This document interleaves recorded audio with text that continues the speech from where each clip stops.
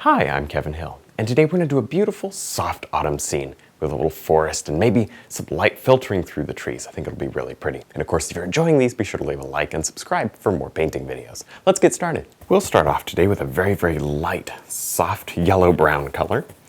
And let's just start sticking this here right along the bottom. Now I coated from just about here all the way to the top with a little bit of our clear gel medium and a slightly dirty brush, as you can see. That was kind of accidental, but it doesn't make any difference. What that clear gel will do is, number one, it almost feels sticky. It's not very runny. It comes in a tube, you know, so it's more like a paint. And it just helps the oil color that we're putting on top of it. It helps it to kind of move around, but it's still kind of, we're able to maintain a little control over the paint. It's not too slippery, is what I'm trying to say. So anyways, I'm doing that because I want a soft, misty background. Ordinarily, I wouldn't do that because there's no need. Ordinarily, it just goes over the sky, but today there really isn't any sky. So we're treating this background as kind of our sky area. All right. Now we'll take a slightly darker brown here on a filbert brush. And I'm just gonna start thinking about some beautiful trees here in the background. There you go. They'll kind of slip and slide a little more than normal. Well, it'd be as if you were painting it over a sky area. There. And I put a little extra clear gel in there because I really did want fuzzy edges. So I'm kind of using it to my advantage. There, if you know your tools and you know your paint, you'll know what happens. You can actually plan ahead and things won't fight you, it'll kind of work for you instead. There, so the days that you know you want something softer, put a little more of that clear gel on. Okay, and if you know you're going to do an extremely detailed painting, use less of the clear gel. Now this painting will be detailed, but more in the foreground, this area which is dry. Okay, so now you can literally just come in here and do this as fast as you want to, and then just come in and make a few larger ones in front. See how that makes it work? There you go. Slightly darker as you come forward, but very gray. Then I might even throw a little black into this. See that? A little black, because what that'll do is, you know, bring a couple forward. Good. And obviously I have our normal sketch here. There. Next I'll load our little filbert brush here with a soft orange color. Really more, it's like a tan. There we go. And I'm gonna just block in a few of these leaves here. Now, I think the best way to do this is probably start down, actually bring it down here to the bottom. Do a few like this, kind of, I'm doing my best to cut around the trees. Who cares if I screw it up? There you go. And then as we go up, I'm going to simply darken the mix so that we have 3 or 4 layers of leaves, each getting darker as they go up toward the top. Now this is autumn, so I'm gonna try to work on getting just a little bit of an autumn color going, but I don't want to get too much color too quick. So let's just do a little experimenting, see if this color is going to be okay for the next. There you go, a little more brown. You got to throw it up there and make a decision, and then you can change it. There, see that? That's a little better. Okay, so I'm going to repeat the same process over and over again till I make it to the top with a darker color. And again, we can repair all the trees, or maybe leave some of them buried in the leaves. It just depends. Now I'm going to quickly just drop in a little bit of land back here. And we don't need a whole lot. I'm going to change colors as I go. See, put a little green into it, because remember, land, the grass doesn't have to be in the fall colors so much, although it should match, you know, it should feel like it's part of the same painting. You can get away with doing some green grass, because I don't want it all just one color. You know what I mean. So there. I'm going to use this as an opportunity to chop off the bottom of the trees that are too low. I'm going to go around the trees that I like. There. See how that works? It's as simple as this. And the trees are so easy to put back in. I just won't even worry about it. So easy.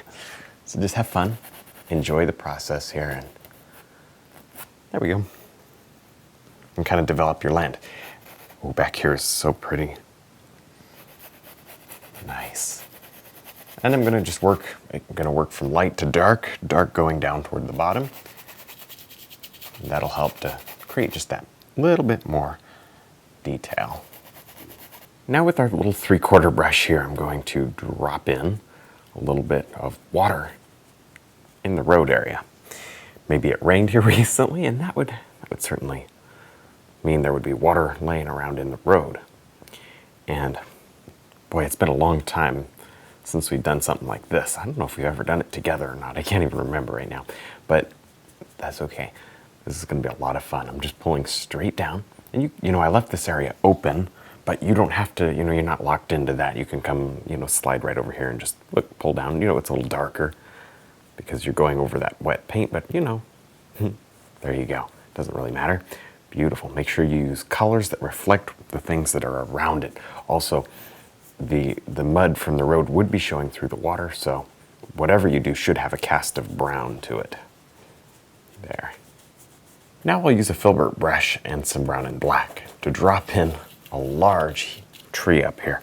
This tree is just amazing. It's going to eat up a lot of our foreground. There.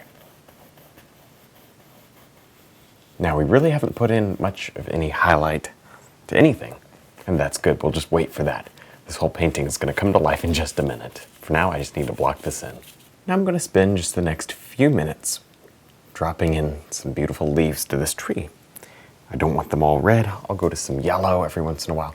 And maybe toward the end, I'll change to the detail brush just to give myself a little bit of a nicer look to the edges. But do most of your work here with the filbert, otherwise you'll be sitting here all day long. And I'm sure you probably don't want to do that. All right, now maybe as you go up, see, we can go lighter as we go up to the top. That's fine. That's cool. Do some variations in there. Why not? I'm going to change the color all the time. There. Maybe as we work our way across to the left, maybe you want it to get darker. We can do that. Look at that. See that? It's a lot better than just picking one color and doing the whole tree that color. Good. That'll show over all these darker leaves. That nice red there. We'll just spend the next couple minutes doing this, and then we'll move on to something else. Now, as you can see, I spent just a couple minutes putting in a mid-tone grass. There's no real dark areas yet, and no highlights. So for now, let's go ahead and just imagine our light source here, filtering through these trees. I've got my little detail brush, and I'm going to carefully place on some highlight. There. I'm going to use my detail round here in the background and in the middle ground. Maybe in the foreground I'll change to something a little bigger. There. I want this grass to be extremely bright because really the light in this painting is the whole point. That's about all we're worried about. There. And I'm going to break some of this up with dark. I'm just putting in the highlight. I chose this brush because it's very soft.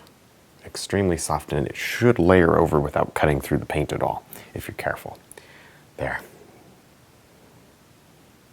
You can adjust this as we go along. Now back here, there's not much paint back here, so I'm just gonna, I think I can get away with this right here. I just stroke it like that. Yeah, that's good enough. And it doesn't really mix too much, so that's good. You always have to be flexible though. If yours mixes, then you might have to go to more of like a choppy stroke. There. Or even maybe absorb some of the loose oil with a paper towel. Now I'm going to go ahead and drop on a little bit of twisted bark to this tree up here. You see, I didn't want to just go straight. We do that all the time. I want to do something a little different. So this is going to be a tree with some bark that, kind of twists around the tree. Really not sure why that happens or what kind of variety. Maybe it's just the variety of tree, I don't know. I have seen photos of them, so here we go. I'm going to insert one right into our painting today. So, there. I just think it adds a little interest. I may need to go in and pop the darks back in and add a little extra highlight. That's fine. I'm just getting it mapped in. There.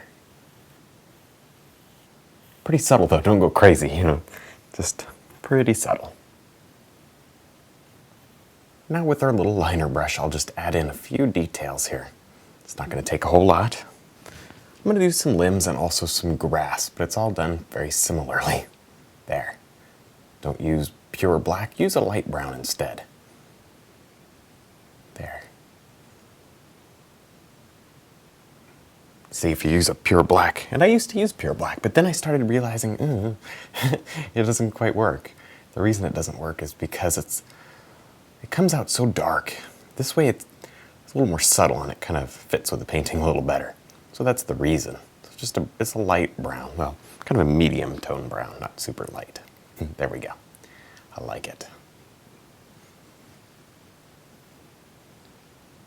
All right, well, I think we're done. I had a lot of fun. I hope you did too. Don't forget to check out my website, my DVDs, and also my brush line. Thanks for watching.